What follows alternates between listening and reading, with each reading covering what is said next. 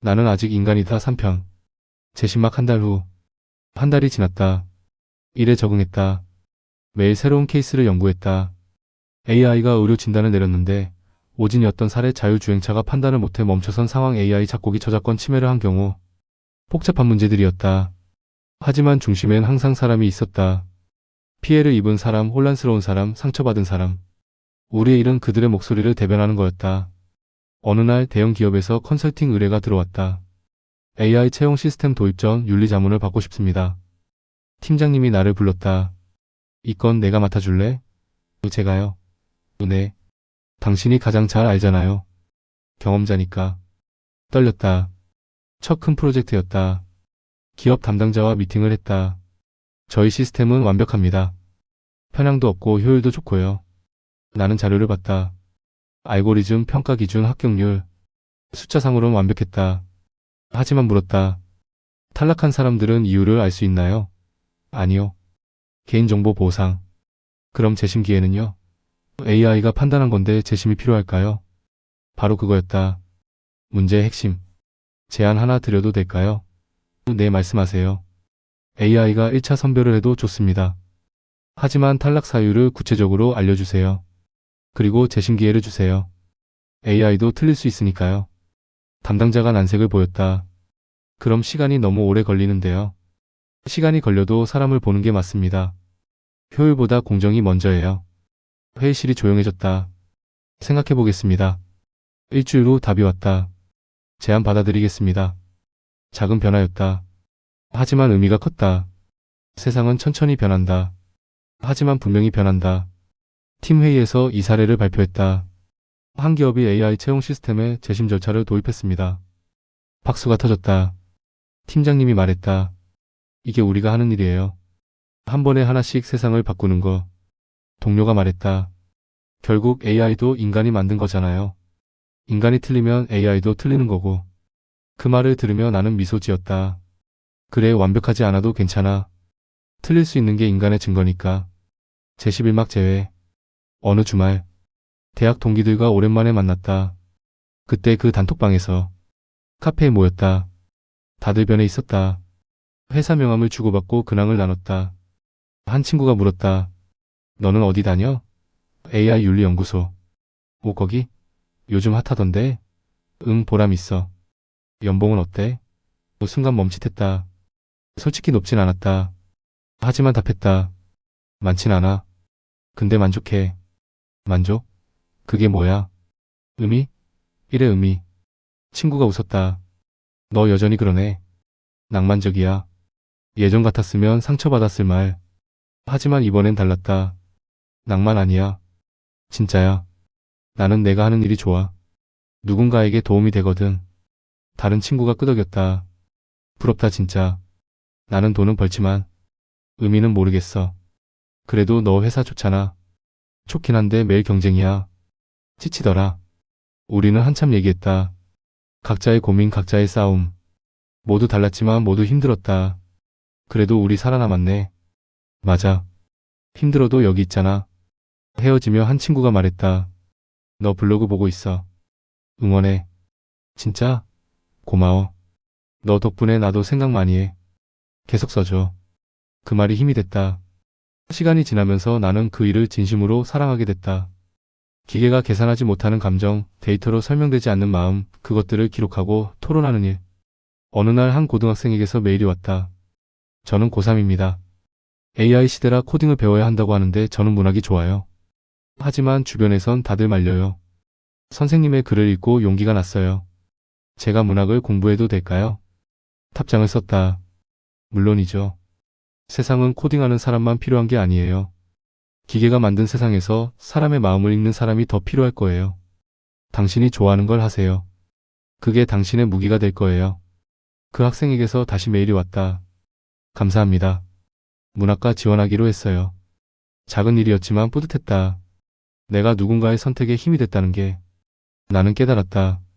구원받은 사람이 다른 사람을 구원할 수 있다는 걸. 제12막 정규직. 6개월이 지났다. 인턴에서 정규직 제안을 받았다. 팀장님이 말했다. 당신 없이는 안 될 것 같아요. 저야말로 감사합니다. 앞으로도 잘 부탁해요. 정규직 계약서에 사인했다. 손이 떨렸다. 이게 꿈인가 싶었다. 1년 전 아무것도 없던 내가 지금은 꿈꾸던 일을 하고 있다니. 퇴근길 지하철 창에 비친 내 얼굴을 봤다. 예전보다 훨씬 단단했다. 여전히 피곤했지만 그 피곤 속에 의미가 있었다. 핸드폰을 꺼내 블로그에 글을 썼다. 정규직이 됐습니다. 1년 전 3초 만에 탈락했던 제가 지금은 AI를 평가하는 일을 하고 있습니다. 인생은 참 아이러니합니다. 떨어졌던 그 경험이 지금의 저를 만들었으니까요. 아직도 힘든 분들께 말하고 싶어요. 지금의 실패가 미래의 자산이 될 수 있어요. 포기하지 마세요. 당신은 생각보다 강합니다. 댓글이 달렸다. 눈물 나네요. 저도 힘내볼게요. 당신이 있어서 감사해요. 퇴근 후 집 근처 공원을 걸었다. 벤치에 앉아 하늘을 봤다. 별이 떴다. 문득 1년 전이 떠올랐다. 방 안에서 천장만 보던 내가, 나는 쓸모없는 걸까 묻던 내가, 지금의 나는 그때의 나에게 말하고 싶었다. 괜찮아. 넌 괜찮을 거야. 지금은 힘들어도 반드시 빛이 와. 눈물이 났다. 스스로가 자랑스러워서. 일어나 집으로 걸었다. 거리는 여전히 시끄러웠다. 기계음, 차소리, 사람들의 목소리. 하지만 이제 그 소음이 두렵지 않았다. 나도 그 소리의 일부니까. 제13막 일상의 행복. 아침이 다시 밝았다. 알람이 울렸다. 일어나 준비했다. 엄마가 아침을 차려줬다. 잘 먹어. 응. 고마워 엄마. 요즘 좋아 보인다. 응. 행복해. 행복. 그 단어를 오랜만에 입 밖에 냈다. 그리고 진심이었다. 출근길. 사람들은 또 바쁘게 출근하고 기계음은 거리를 가득 채웠다. 하지만 나는 예전처럼 불안하지 않았다. 오히려 생각했다. 이 모든 기계들도 결국은 사람을 위해 존재한다는 걸. 그리고 그걸 잊지 않게 하는 게 내일이라는 걸. 연구소에 도착했다. 안녕하세요. 좋은 아침이에요. 동료들과 인사를 나눴다. 오늘도 회의가 있었다.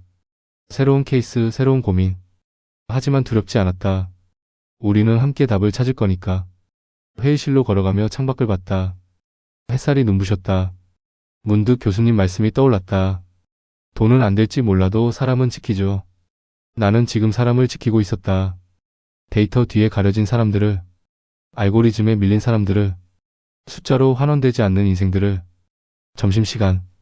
동료와 식당에 갔다. 밥을 먹으며 웃었다. 오늘 회의 힘들었죠? 응. 근데 보람 있어. 맞아. 우리가 안 하면 누가 해. 우리는 계속 떠들었다. 일내기 주말 계획, 사소한 농담. 평범한 대화. 하지만 그 평범함이 소중했다. 퇴근 후 카페에 들렀다. 아메리카노를 주문했다. 창가 자리에 앉았다. 사람들이 지나갔다. 학생들, 직장인들, 노인들.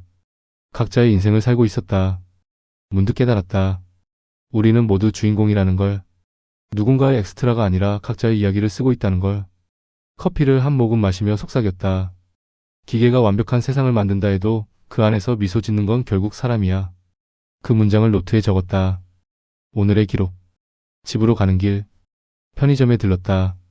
계산대에 사람이 있었다. 키오스크도 있었지만 사람이 있었다. 감사합니다. 네, 안녕히 가세요. 짧은 대화. 하지만 그 속에 온기가 있었다. 집에 도착했다. 엄마가 물었다. 저녁 먹었어? 응. 근데 야식 먹어도 돼? 뭐 먹고 싶은데? 라면? 그래, 끓여줄게. 부엌에서 라면 끓는 소리. TV에서 나오는 뉴스 소리. 엄마가 콧노래 부르는 소리. 일상의 소리들. 하지만 그 소리가 사랑스러웠다. 라면을 먹으며 엄마에게 물었다. 엄마는 행복해? 응. 너희들 있어서. 그것만으로? 응. 그것만으로도 충분해. 그 말이 와닿았다. 행복은 거창한 게 아니었다. 작은 일상 속에 있었다. 밤. 침대에 누워 오늘을 되돌아봤다. 회의, 점심, 커피, 귀가, 저녁. 평범한 하루. 하지만 행복한 하루. 핸드폰을 켰다. 블로그 댓글들을 읽었다. 여전히 응원이 이어졌다. 답글을 달았다. 감사합니다. 여러분도 행복하세요. 창밖을 봤다. 달이 떠 있었다. 고요했다. 속삭였다. 나는 아직 인간이다. 그 말을 매일 되새겼다. 흔들리는 날에도, 힘든 날에도. 나는 인간이고 그게 나의 자랑이라고. 기계는 완벽할 수 있다. 하지만 나는 불완전하다.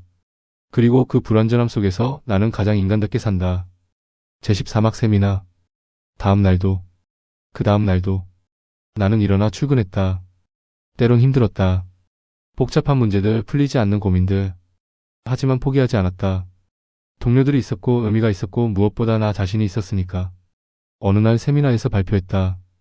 주제는 AI 시대 인간의 역할. AI는 우리보다 빠르고 정확합니다. 하지만 우리에게 있는 게 있어요. 고민하는 능력, 공감하는 능력, 틀리고 배우는 능력. 바로 그게 우리의 힘입니다. 청중들이 박수쳤다. 한 학생이 손을 들었다. 그럼 우리는 AI를 두려워하지 않아도 되나요? 두려워할 필요 없어요. AI는 도구예요. 중요한 건 그 도구를 쓰는 사람이에요. 우리가 인간성을 잃지 않으면 AI는 우리를 위협하지 못해요. 세미나가 끝나고 그 학생이 다가왔다. 용기가 났어요. 감사합니다. 그런 순간들이 나를 채웠다. 1년이 지났다. 연구소는 커졌고 나도 성장했다. 신입 인턴이 들어왔다. 나와 비슷한 사연을 가진 아이였다. 선배님, 저 비전공자인데 괜찮을까요? 괜찮아요. 나도 그랬어요. 떨려요. 떨려도 괜찮아요. 함께 할게요. 그 아이의 눈에서 예전의 나를 봤다. 불안하지만 희망을 잃지 않은. 힘들면 언제든 말해요. 혼자 아파하지 말고요. 네, 감사합니다. 나는 이제 누군가를 도울 수 있었다. 예전에 내가 도움받았던 것처럼 오늘도 사람으로 산다. 그리고 그 사실이 내가 여전히 살아있음을 증명한다. 제15막 나는 아직 인간이다. 저녁. 집으로 가는 길. 석양이 아름다웠다. 멈춰서서 사진을 찍었다. SNS에 올렸다. 오늘도 좋은 하루였습니다. 살아있다는 게 감사합니다. 댓글이 달렸다. 함께 살아가요. 당신도요. 우리 모두 잘하고 있어요. 미소 지었다. 집에 도착해 거울을 봤다. 2년 전과는 다른 얼굴. 지쳤지만 살아있는. 불완전하지만 진실한. 속삭였다. 나는 아직 인간이다. 그리고 그게 내 가장 큰 자랑이야. 내일도 나는 일어날 것이다. 흔들리고 고민하고 실수하면서. 하지만 계속 나아갈 것이다. 왜냐하면 나는 인간이니까. 완벽하지 않지만 진심으로 살고 있으니까. 세상은 빠르게 변한다. 기술은 날로 발전한다. 하지만 변하지 않는 게 있다. 사람의 마음, 사람의 온기, 사람의 존엄. 그걸 지키는 게 나의 일이고 나의 삶이고 나의 증명이다. 나는 아직 인간이다. 그리고 그걸 자랑스럽게 말한다. 내용에 공감하셨나요? 공감하셨다면 좋아요 눌러주시고 여러분의 이야기가 있다면 댓글에 남겨주세요. 구독과 알람 설정도 잊지 마시고요.